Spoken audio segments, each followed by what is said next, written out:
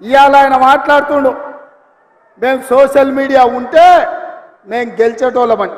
అరే సన్నాసోడా, ఉన్న టీవీలన్నీ సుట్టపొల్లవే కదరా. మాకేమన్నా టీవీ ఉందా, మాకేమన్నా పేపర్ ఉందా? మా అయ్య చూపించుకోవడానికి ఏమన్నా టీవీ ఇచ్చిండా, రాసుకోవడానికి ఏమన్నా పేపర్ ఇచ్చిండా, సొల్లువాగుడు వాగడానికి మాకేమన్నా మైకులు ఇచ్చిండా, సాయంత్రం పూట సేద తీయడానికి జూబ్లీహిల్స్లో సినిమా వాళ్ళ గెస్ట్ హౌస్లు ఏమన్నా మాకు ఇచ్చిండా? ఏమిచ్చిండా? మా కార్యకర్తలు కష్టపడితే, మా కార్యకర్తలు నిలబడి కొట్లాడితే మాకు ఇవాళ ఈ అధికారం వచ్చింది. ఇవాళ నువ్వు చేసే తప్పుడు పనులు మా కార్యకర్తలు సోషల్ మీడియాలో పెట్టారు.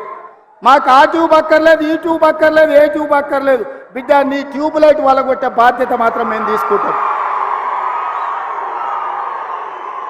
ఆయన చివరికి దివాలా చెడి యూట్యూబ్ ఛానల్ పెట్టుకుంటామంటుండు. అట్లనే కృష్ణానగర్లో ఏదైనా బ్రోకర్ దందా కూడా పెట్టుకో. అది ఇది రెండు కలిస్తే బాగానే నడుస్తుంది నీ వ్యాపారం. ఇప్పటికి కూడా సిగ్గురాలే. వాళ్ళ కుటుంబం తోసుకుంటే తెలంగాణ ప్రజలు చెప్పు తీసుకొని కొట్టినరు అనే సంగతి ఆయనకు అర్థం కాలే. 10 ఏళ్ళు అడవి పందుల్లాక చెరుకు తోట మీద పడి అడవి పందులు తిన్నట్టు మా వికారాబాద్ పరిధి తాండూరు ప్రాంతంలో పల్లి చేను వేసుకుంటే అడవి పందులు రాత్రిపూట చేను మీద పడితే ఆ పంట కాపాడుకోనికి మా రైతులు కరెంటు తీగలు పెట్టి కాపాడుకుంటారు.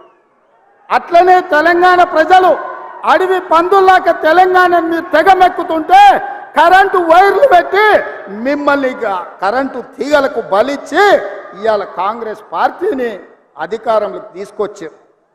అందుకే మిత్రులారా, ఇవాళ నేను ఒక్క మాట చెప్పదలుచుకున్నా. సోనియమ్మ మాట ఇచ్చిందంటే అది శిలాశాసనం. సోనియమ్మ గారు ఏదైతే మాట ఇస్తే అది శిలాశాసనం. ఆ శిలాశాసనాన్ని అమలు చేయడానికి మా ఊపిరి పోయినా మా రక్తం దారబోసైనా అమలు చేసే బాధ్యత నా మంత్రివర్గం, నా మిత్రులందరూ కలిసి తీసుకుంటాం. ఇవాళ ఇచ్చిన మాట నిలబెట్టుకోవడానికి కాంగ్రెస్ పార్టీ సిద్ధంగా ఉంది. అందుకే 6 గ్యారంటీలలో డిసెంబర్ 9 నాడు ఆర్టీసీ బస్సు, రాజీవ్ ఆరోగ్యశ్రీ అమలు చేస్తే ఇవాళ మా పేదలకు ఆనాడు కట్టెల పొయ్యితో కన్నీళ్లతో క్యాన్సర్ వచ్చి చచ్చిపోతున్న ఆడబిడ్డలకు ఆ ఎల్ల యూపీఏ ప్రభుత్వంలో సోనియమ్మ దీపం పథకం ద్వారా గ్యాస్ పొయ్యి సిలిండర్ ఇచ్చి 400కే ఆ ఎల్ల సిలిండర్ ఇచ్చింది.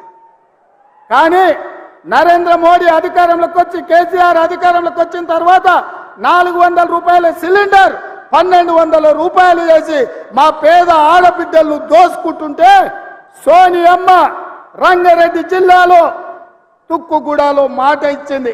అధికారంలోకి వచ్చిన వెంబడే మా వాళ్ళకి ఆదేశాలు ఇస్తున్నా 500కే సిలిండర్ ఇస్తామని సోనియమ్మ మాట ఇచ్చింది. ఆ అమ్మ సోనియమ్మ ఇచ్చిన మాటను దృష్టిలో పెట్టుకొని ఇవాళ చేవెళ్లలో ఈ గొప్ప పథకాన్ని ఆమె బిడ్డ మన నాయకురాలు ప్రియాంక గాంధీ గారి చేత ప్రారంభించాలని ఈ ఏర్పాట్లు అన్నీ చేసుకున్నాం. మిమ్మల్ని అందరినీ ఆహ్వానించినాం.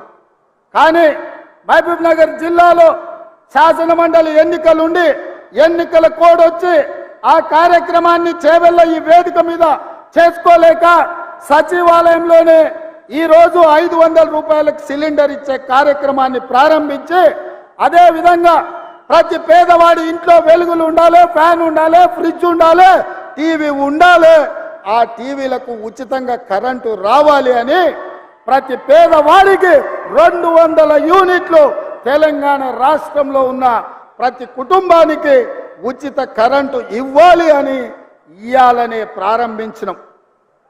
ఇయాల మిత్రులారా, వివిధ నియోజకవర్గాల నుంచి మా ఆడబిడ్డలు వచ్చిండ్రు. ఇక్కడ ప్రభుత్వం ఏం చెప్పుద్దో మా అన్న రేవంత్ అన్న ఏం చెప్పదలుచుకున్నాడో ఇని గ్రామాలకు వెళ్ళి ఇంటింటికి పోయి ప్రతి ఆడబిడ్డకు చెప్పాలని వివిధ ప్రాంతాల నుంచి మా ఆడబిడ్డలు, మా చెల్లెండ్లు, మా అక్కలు వచ్చారు.